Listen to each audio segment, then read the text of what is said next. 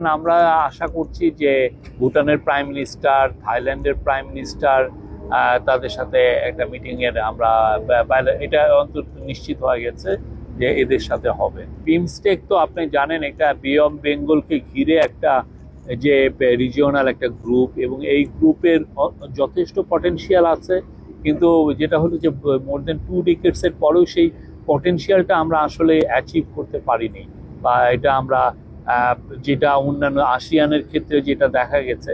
তো প্রফেসর ইউনূস এটা লিডারশিপটা অ্যাজিউম করার পরেই উনি আরও এইটার উপরে আরও জোরদার দিবেন। উনি কিন্তু বারবার বলছেন, উনি ইন্টারিম গভর্নমেন্টের প্রধান হওয়ার পরের থেকে বলছেন যে আমাদের আশেপাশে যে রিজিওনাল যে গ্রুপ আছে, সার্ক আছে, বিমস্টেক আছে, এগুলোকে যে করেই হোক রিভাইভ করতে হবে এবং রিভাইটালাইজ করতে হবে, যাতে করে বাংলাদেশ তার কথাগুলো বাংলাদেশের এই রিজিওনাল কোঅপারেশনের ফ্রেমওয়ার্কে যাতে তার কথাগুলো সবাইকে বলতে পারে, তাদের সাথে আরও ট্রেড এবং ইনভেস্টমেন্ট এবং অন্যান্য যে পিপল টু পিপল কোঅপারেশনগুলো যেন আরও সুদৃঢ় হয়।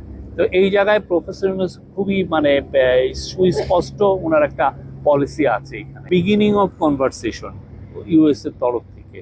তো আর আমরা এটা যাচাই বাছাই করছি এবং সে অনুযায়ী এমন আমরা মুভগুলো নিচ্ছি যেটার কারণে আমাদের সাথে ইউএস এর আমরা মনে করি যে সামনে সুসম্পর্ক আরও দৃঢ় হবে, এবং এমন একটা আমরা এই বিষয়টা নিয়ে আমাদের কথাবার্তা, বা আমরা তাদের সাথে এমন একটা সলিউশনে যাব যেটা দুই পক্ষের জন্যই উইন উইন হয়।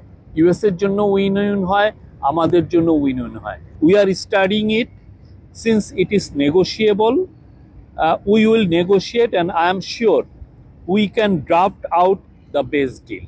তো এটা আরও সামনে একটা ফ্রেমওয়ার্ক দাঁড়াবে, তারপরে আমরা এটাদের সাথে কথা বলবো। বাট আমরা we are in touch with the US authorities. আমরা আশাবাদী এমন যাই হবে সেটা আমাদের দুই পক্ষের জন্যই এটা মঙ্গলজনক হবে।